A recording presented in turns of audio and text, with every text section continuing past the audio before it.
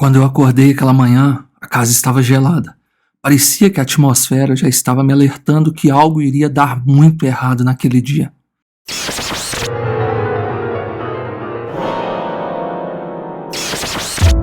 Era inverno, e por aqui a neve castiga, sabe? Para sair de casa não é fácil e nem bonito. Na madrugada tinha nevado muito e não consegui ir de carro até o ponto de coleta dos trabalhadores. Liguei para o meu supervisor na intenção de pedir alguém para me buscar. Meu inglês era péssimo e, com sorte, ele entendeu o meu problema. Não demorou muito e uma 4x4 buzinou do lado de fora. Aquela seria a segunda vez que eu iria fazer esse tipo de trabalho. Eu não imaginava que seria a última, pois o que me aguardava lá podia ter tirado a minha vida, cara. Pedimos o seu like e a sua inscrição no canal. Nomes e locais serão alterados por questões legais. Coloque seus fones de ouvido e tire as suas próprias conclusões. O pé grande me atacou. Relatado por Edgar. Ser imigrante não é fácil. Depois dessa experiência eu pensei seriamente em desistir e voltar para o Brasil. Eu sou engenheiro civil de formação, mas cresci com o tal sonho americano de ter uma casa grande com um quintal de grama bem verde, sem grades ou muro e com uma bandeira americana estiada na varanda, muito influenciado pelos filmes que eu via na juventude. Durante a minha vida inteira, meus pais falavam que eu, como meu irmão mais velho, tinha que dar o exemplo, parar de sonhar e encarar uma faculdade, que só assim que se ganhava a vida. Eu, como um bom filho, obedeci. Aos 22 anos, pegava meu diploma de engenheiro civil. Fui trabalhar na empreiteira do meu tio e rapidamente estabilizei minha carreira. O mais velho de 4 irmãos era um bom exemplo a ser seguido. Era o que eu pensava. Mas o sonho de morar fora ainda gritava dentro de mim. Cada viagem que eu fazia, cada cultura que eu conhecia, aquilo se fortalecia e eu me sentia cada vez mais infeliz sentado dentro de um escritório, fazendo cálculos, executando projetos e visitando construções. Até que quando fiz 30 anos eu disse um basta e decidi que eu mudaria para os Estados Unidos. Deixei meus pais doidos, mas meus irmãos me apoiaram. Eu não podia suportar a ideia de ver a vida passar e não realizar esse sonho. Realmente viver em outro local do globo terrestre. Validar meu diploma em outro país me custaria tempo, recursos e um inglês que eu ainda não tinha. Falava o básico que não me ajudou em nada. Acredite, a gente pensa que fala em um idioma até chegar em outra terra e perceber que o básico só serve quando se é turista e não para morar e viver naquele local. Eu sabia que teria que me virar com qualquer emprego que aparecesse até conseguir me regularizar, que poderia levar anos. Entrei nos Estados Unidos com visto de turista, e já que em alguns meses esse visto expiraria, me tornando um ilegal em solo americano, escolhi uma região tranquila para que pelo menos eu pudesse desfrutar da natureza enquanto tentava uma documentação. Viver na neve era um sonho de infância, sonho esse que rapidamente mudou. Eu fui para Montana, esperando um inverno lindo e encantador. Como todo imigrante que está começando, eu caí na construção civil. Me destaquei rápido, pois eu tinha muita noção de construção e as ferramentas aqui são de um auxílio muito grande. Elas são muito diferentes do Brasil. Os equipamentos realmente facilitam o trabalho. Meu chefe, um americano tradicional com idade para ser meu pai, me colocou na carpintaria, pois segundo ele eu levava jeito. E lá só podia trabalhar homens de confiança, o que em breve eu descobriria o porquê. E não é que eu acabei gostando? Eu não ia mais para as obras, eu passava o dia na oficina executando os trabalhos que me eram passados pelo supervisor. Porém, em alguns momentos eu tinha que ir para a mata com ele e mais alguns homens para cortar madeira. Aqui podemos extrair madeira sem pedir permissão do governo em propriedades privadas, como fazendas, por exemplo. E existem alguns locais demarcados dentro das florestas que também são permitidos. Porém, alguns clientes querem madeiras específicas que devem ser extraídas de forma irregular. Por isso, ali só se trabalha homem de confiança. A informação não podia vazar. A primeira vez que fomos, foi bem tranquilo. O cliente queria uma mesa de uma madeira de carvalho branco. Fomos buscá-la, afinal não tinha em nosso estoque. O local era uma fazenda antiga e enorme, dessas que a gente vê em filme antigo, sabe? Executamos o trabalho, buscamos um carvalho que virou uma linda mesa e fomos embora, tudo dentro da lei. O inverno chegou e viver na neve é muito mais complicado do que visitar locais para conhecê-la. O sonho de um inverno lindo derreteu rapidinho. O transporte não funciona, a rua se torna escorregadia e a cidade vira um verdadeiro inferno branco. E para minha infelicidade, mais um cliente queria um móvel de uma madeira específica que não tínhamos em estoque. Seria a segunda vez que iríamos cortar árvores, mas dessa vez iríamos em área selvagem e escondido, pois se o governo local soubesse que estávamos indo lá, a multa seria pesada. E por acaso, eu seria deportado, porque eu ainda não tinha os documentos. Quando eu acordei aquela manhã, a casa estava gelada. Parecia que a atmosfera já estava me alertando que algo iria dar muito errado aquele dia. Meu carro não saía do lugar e eu não tinha nenhuma prática em tirar neve ainda.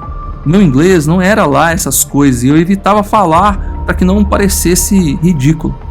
Mas não teve jeito, eu peguei meu celular e liguei para o meu chefe. Por sorte, eu consegui explicar que não conseguiria chegar ao ponto de coleta para irmos na aventura da floresta. Não demorou muito e meu supervisor veio me buscar.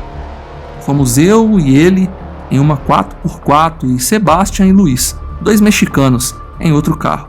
Sebastian e Luiz já viviam ali há alguns anos e tinham conseguido seus documentos. É importante falar algo que a mídia brasileira não divulga muito.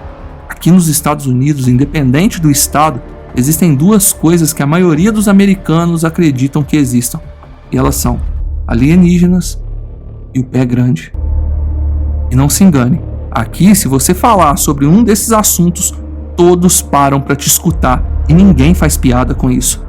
Para a grande maioria das pessoas, alienígenas e pé grande são assuntos encobertos pelo governo americano e muito reais. Como eu ficava mais calado só ouvindo, percebi rápido que não poderia rir dessas histórias, pois seria mal visto pelos americanos que estivessem relatando algo. E em Montana, a grande maioria tem ao menos uma história dessa para compartilhar. Na região existem muitos relatos sobre isso, mas eu não podia imaginar que chegaria a minha vez, sabe? O dia em que seria eu a me encontrar com aquilo, o famoso pé grande. Quando estávamos na estrada, a outra 4x4 com Sebastian e Luiz nos encontrou. Nos enfiamos em uma estrada de terra por alguns quilômetros e a cada metro que passávamos o terreno ficava cada vez pior, até que paramos. À nossa frente, uma pequena clareira e depois um precipício, onde manobramos e deixamos as caminhonetes na posição de retorno. Do nosso lado esquerdo havia uma subida íngreme e do outro lado, mata fechada. Meu supervisor e os outros 2 caras já tinham estado lá uma vez. Ele me orientou que subiríamos caminhando, encontraríamos a tal árvore que eu tinha entendido ser relativamente pequena e depois voltaríamos. Bem, isso foi o que eu consegui entender. Na verdade, ele disse exatamente como amarraríamos o tronco com a ajuda de uma lona e desceríamos com ele para nos dar uma certa segurança no retorno, já que o terreno era íngreme e irregular. Mas eu não entendi nada no momento, eu simplesmente o segui. O supervisor levou a motosserra, pegamos as cordas, lona e subimos junto. A região tem ursos, então a atenção de todos estava redobrada. Demoramos cerca de 1h30 para subir, achar a árvore que realmente era pequena, devia ter uns 2 metros, e cortamos. Ela viraria uma cornija de lareira. Agora, o desafio seria descer com aquela madeira pesada. Demorou mais tempo do que eu pensei, mas com a técnica certa que eles utilizavam, descemos sem perigo aparente. A neve não atrapalhou como eu pensei, chegamos nas caminhonetes cerca de 3 horas depois que tínhamos saído de lá. Aí começamos a picar o tronco em 3 pedaços para colocar ele na carroceria da caminhonete. De repente, a gente começou a ficar incomodado. Eu não sei direito porquê ou se foi coisa da minha cabeça, mas a gente se entreolhava assim, meio que desconfiado. Sabe quando você tem aquela sensação de estar sendo observado, ou de que algo ruim vai acontecer, ou parece que a atmosfera muda? Era algo assim.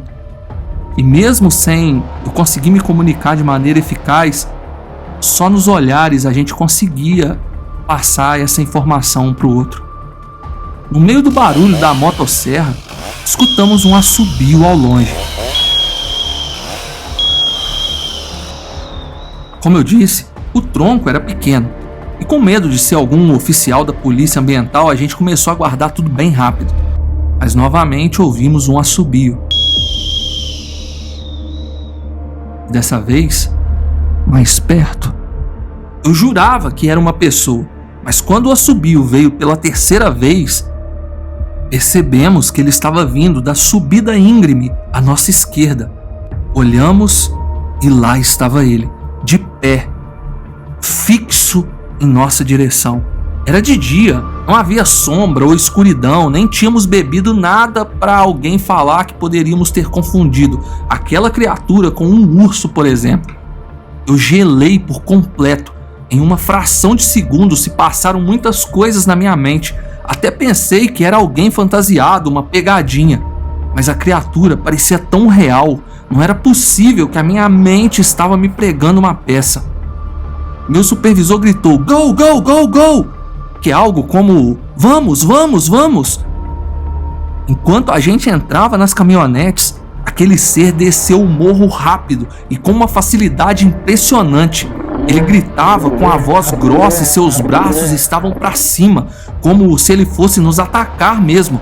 Quando ele se aproximou dos carros, já estávamos com eles ligados e eu pude perceber como ele era grande. A criatura, que eu penso ser sim um pé grande, era alta, mais de 2 metros. Pelos avermelhados e compridos, mas seu rosto era estranhamente humano. Seus olhos castanhos avermelhados e seus dentes não possuíam presas grandes, apenas mais pontudas que os nossos caninos. Como eu sei disso? Pois quando ele terminou de descer o morro e meu supervisor ia dar partida no carro, o pé grande parou bem na nossa frente e deu um soco no capô da 4x4 com punhos fechados e amassou a frente do veículo. Eu pude ver bem o seu rosto e eu tive a certeza que aquilo não era ninguém fantasiado, e sim uma espécie desconhecida pela maioria de nós. O meu supervisor acelerou e o pé grande se desviou muito rápido. Eu pensei que a gente ia atropelar ele, mas o animal, ou seja lá o que for aquilo, foi mais esperto e se esquivou. Pelo retrovisor, eu vi quando ele deu um soco na parte lateral da caminhonete que estavam o Luiz e o Sebastião. Eles estavam bem atrás de nós. Nós não paramos e só diminuímos a velocidade quando chegamos na rodovia. Dentro do veículo, silêncio. Eu não conseguia falar nada, ainda mais em outro idioma. Eu tremia e suava muito. Eu sentia o meu corpo quente e em alerta. Nem parecia que a temperatura estava negativa. Quando chegamos na oficina de carpintaria, eu olhei o estrago feito nos carros. Nenhum ser humano teria força para danificar a lataria daquela forma. Meu empregador não podia pedir uma investigação, senão a polícia saberia que nós estávamos lá extraindo madeira ilegal. Os carros foram para o mecânico e ficaram novos, mas ele teve que arcar com prejuízo, pois a história que inventou o seguro não engoliu. Pensaram que ele tinha se envolvido em uma briga e que alguém tivesse usado algum objeto para danificar o veículo. Conclusão: aquilo precisava ficar entre nós. No final das contas, a história que todos contaríamos era que aquela madeira estava parada no nosso estoque há meses, não é mesmo? Apenas os homens da carpintaria sabiam de onde ela realmente tinha vindo. Eu fiquei tão assustado com tudo isso que eu pensei em desistir, voltar para o Brasil, para o meu emprego antigo e para perto da minha família. E se a caminhonete não tivesse dado a partida por causa do frio? E se aquela criatura tivesse me pegado? Eu poderia mesmo ter partido dali, longe de tudo, no meio do nada. Nunca ninguém saberia, minha mãe nunca poderia enterrar meu corpo. Tudo isso passou pela minha cabeça por muitos dias, até que eu percebi que perigo e tragédias acontecem em todo lugar, longe ou perto. Nem eu, nem ninguém temos controle sobre isso. Apenas acontece. Eu pedi para voltar para a construção civil. Fiquei traumatizado, cara. Eu não queria ter que buscar madeira em locais distantes mais. Aquilo me deixou realmente com medo. Mas meu supervisor prometeu que ele não me colocaria mais nessa situação. Ele disse que havia passado algo parecido em um acampamento de escoteiros quando era adolescente. Mas isso já é outra história. Mesmo assim, eu estava disposto a sair de Montana. Entrei em sites de namoro, que aqui são muito comuns, e conheci uma mulher mais velha, uns 10 anos mais velha do que eu. Casei, tirei minha documentação mais rápido. Eu sei que pode parecer imoral isso, mas eu precisava me mudar de cidade e restabelecer minha vida por completo. Eu separei depois de 1 ano, mas agora eu estava legalizado nesse país. Graças a Deus ela me traiu e eu usei isso a meu favor, mesmo não me importando nem um pouco. Eu me mudei para a Flórida, não aguentava mais a neve, mas adivinha? Continuo sendo carpinteiro. Eu me apaixonei pela profissão e aposentei o diploma de engenheiro. Mesmo os anos se passando tão depressa, toda vez que eu me lembro dessa história com um pé grande, as minhas mãos suam de medo. Acho que isso vai me acompanhar até o túmulo. Quer enviar o seu relato? Nos escreva no Instagram, @oordinário.selvagem. Clique no like e se inscreva no canal. Obrigado por estar por aqui. Até a próxima.